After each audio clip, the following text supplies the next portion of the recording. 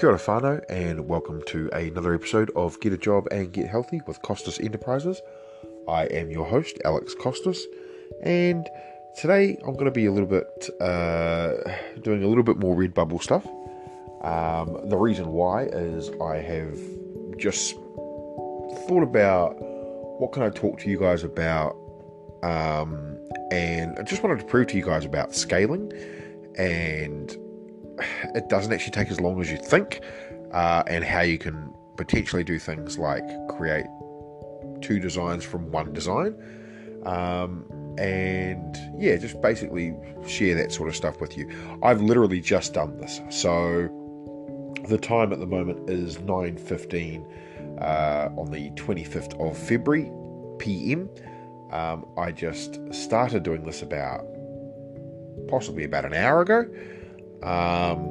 And what I've done is I'm basically going to start uploading all of my designs that I've just created. I've just created basically a series of items called Never Forget. That is going to be the collection, and it basically comes from the meme about the Never Forget, and then there's a picture of a floppy disk, 3.5-inch floppy disk for all my computer people out there. You know exactly what I'm talking about. And that meme has been around for a while, and I sort of thought, I wonder if I can, that'd be really funny as a t-shirt. So I was like, how am I going to change this? And so I had a look on Canva. And you guys know I'm a big supporter of Canva, and what I did was, part of the prep work was done yesterday, when I literally just went into Canva, typed in a save icon, saw a really cool sort of 90s neon sort of looking save icon, and when I clicked on it, I saw that the particular artist that had uploaded that design had actually uploaded a whole lot of other ones. And I was looking at them, I was like, oh, I wonder if I could make a series of this. And sure enough, I managed to find 19 images closely regarded to this particular designer, and full credit to that designer. They're really cool little designs. A couple of them aren't his, a couple of them are, or hers. I don't know who it is, unfortunately.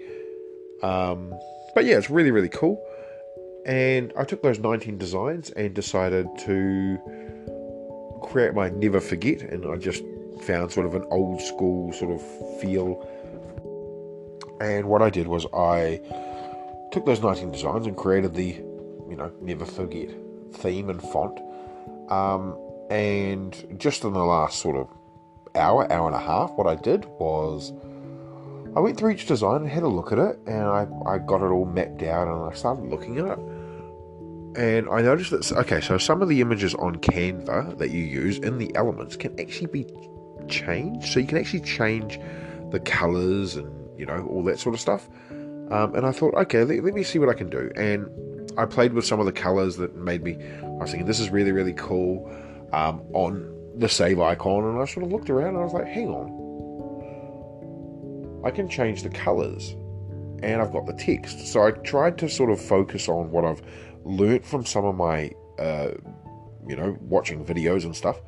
And one of those things is basically trying to scale a design. And so this is the first time that I myself have scaled the same sort of design at least 2 times.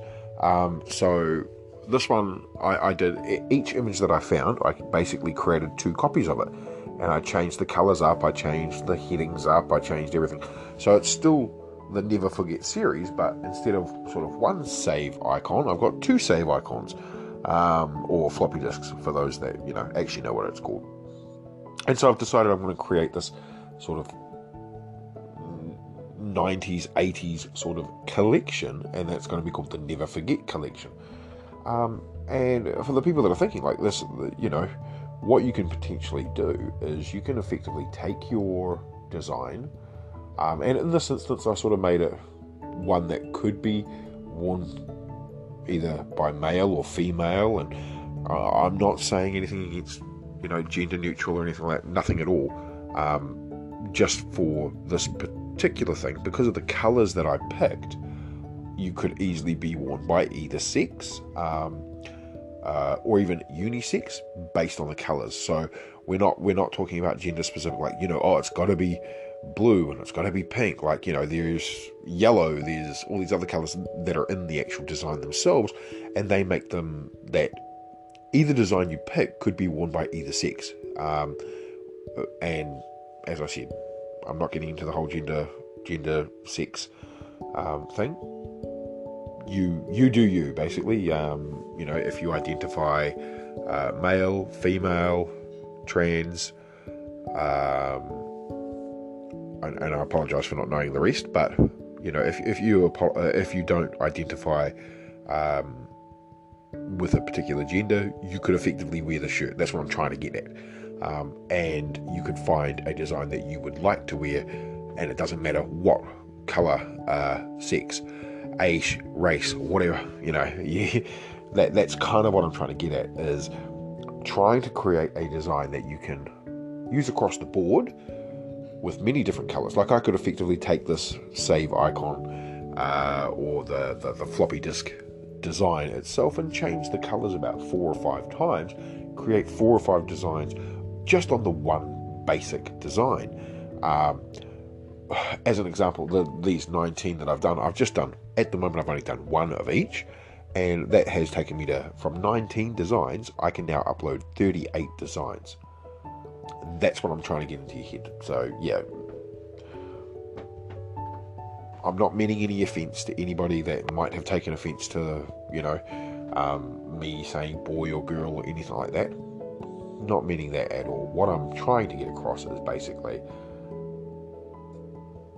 start thinking about your designs and start thinking, how can you scale these so that you can use the same design 3 or 4 times, so that you can, change the colours so that, it can be seen by more people. And there might be those one times when you've got that one design which is really, really cool, and you think the colours are fantastic, or you think the particular design is great, but then someone else is like, actually, if you flip that, it would be so much better. That's what I'm trying to get at. Start looking at your designs out of the box, and don't go, okay, well, I know this goes this way, how do I keep it this way? Try making a different colour of that particular design, especially if you're doing text-based designs. If you do text-based designs, you should be creating 4, 5, 6, 7 different colours of that design. And when you upload it, you just change the background colour. For example, I use a lot of sort of black, yellow, white, red in my text designs. Usually it's white in my black in my text designs. Well, from now I'm thinking I'm going to start changing that up so I can put it on white, so people can put it on a black t-shirt and it looks cool. But then people can get a white t-shirt and it looks cool.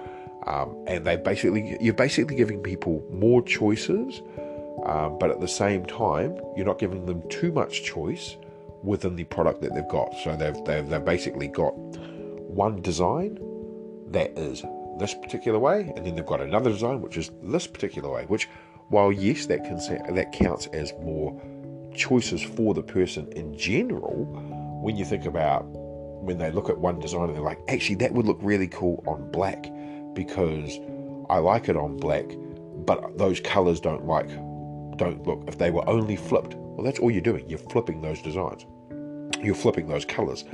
And yes, it sounds really simple, and this is probably going to be like one of those episodes where you're like, well, duh, that makes really a lot of sense. But given that I'm only just starting to do that myself, I thought I would bring it to your attention and go, hey, think about doing that to your stuff. It can be, as I said, one of my designs is a nope, because nope, the actual word nope, N-O-P-E, is, it's actually one of the best selling designs there is for people.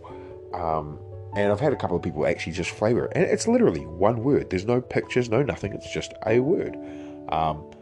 And so my plan going forward is to take that exact same design, make about 8 different colours, upload it so that people can go, oh, actually I really like that one, oh, I really like that one. At the end of the day, if people want to search something, they might be looking through your store and going, oh look, there's so many things. Oh, they're all the same. They're all the same, but they're not actually the same. They're all different.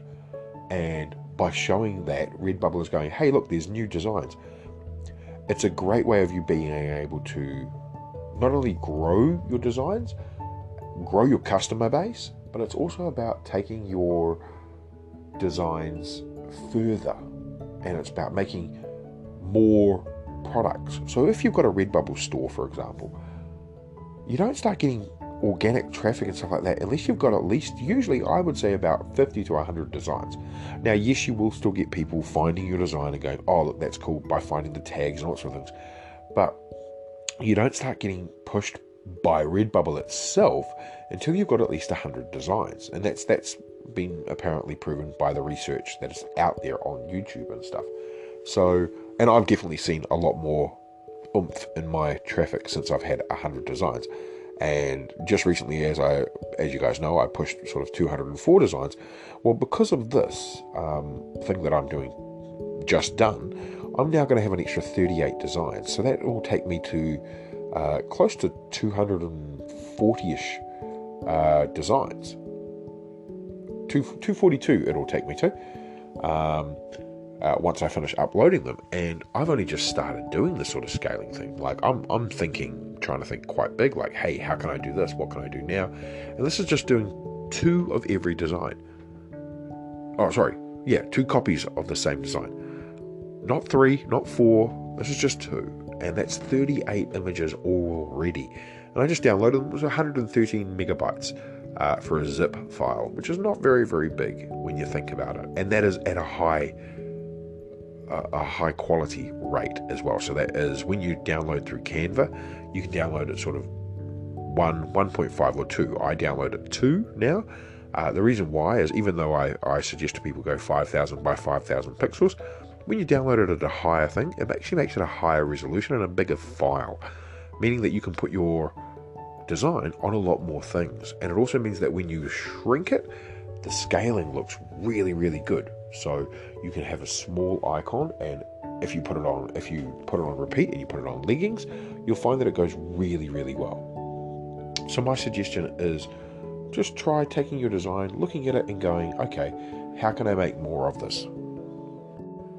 So I wanted to talk about the time it took me. As I said, it took about, all up, probably about 2 hours, 30 minutes. So the 30 minutes was finding the initial designs, and then probably about 2 hours for actually just changing all designs the way that I wanted them to, making them a lot more pretty. The good thing about Canva is you've got the ability to duplicate things. So once you've got a basic template, you can actually change your design and do what you need to, so that everything can be added there.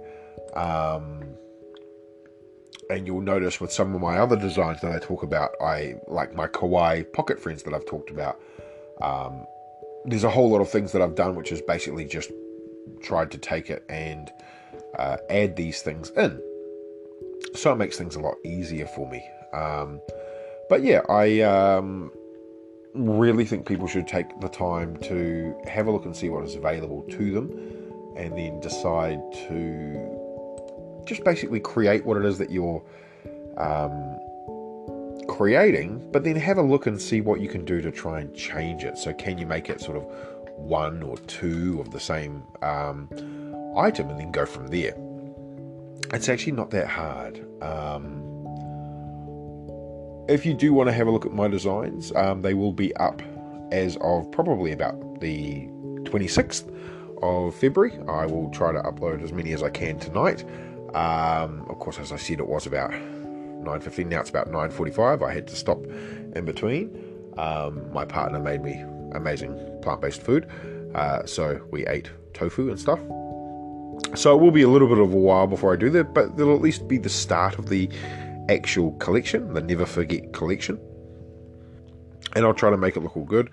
What I might talk to you guys about next time is actually in regards to the It's a pretty amazing little feature that Canva now has. They basically have a new feature where you can now create mock-ups in Canva.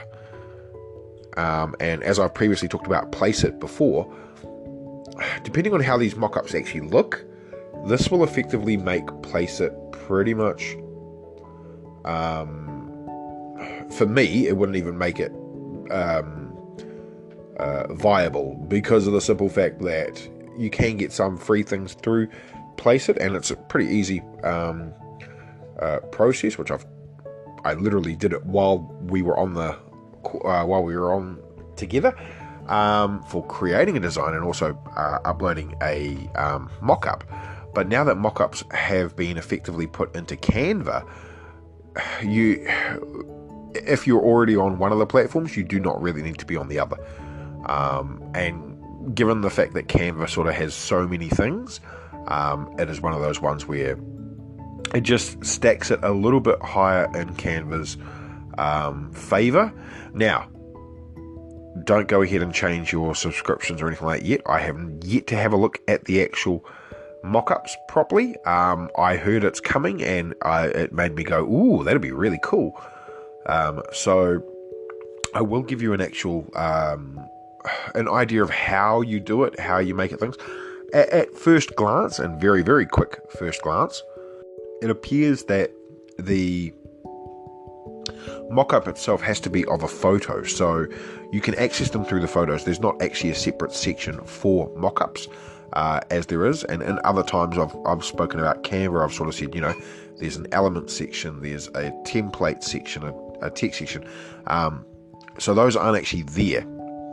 However, that said, if you turn your image into a photo, which when you download it, it turns it into a photo, you can effectively upload that into Canva again, or even potentially access the files. I still don't know exactly how we can do this, but surely as an alternative, this is a really great way to start. So I'll let you know what the mock-ups I see are like, whether or not they're...